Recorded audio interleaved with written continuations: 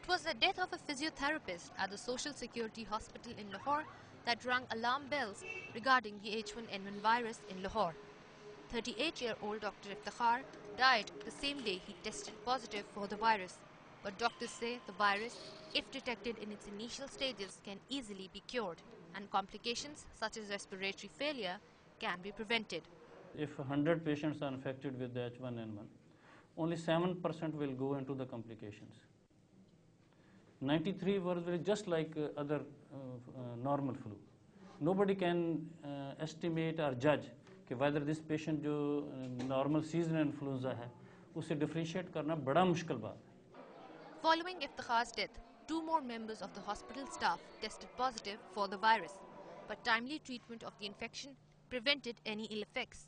The hospital is now checking their family members to ensure safety.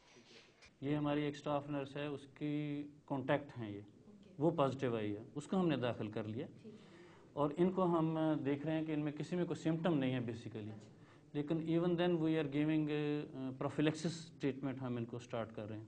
Transmitted from pigs to human, the H1N1 virus has an incubation period of 5 to 7 days. The symptoms of the virus are similar to those of influenza, but it is only after the platelet count in the blood starts to plummet that the body enters the deterioration phase. If a patient complains of dyspnea, difficulty in breathing, and blue coloration, or fever is not settled with simple antibiotic and there is constant fever, then we suspect it. Earlier, the blood samples of the suspected patients were being sent to Islamabad for tests. However, this facility is now available at the Institute of Public Health in Lahore. Doctors hope that it will help in an early diagnosis and thus better odds of survival.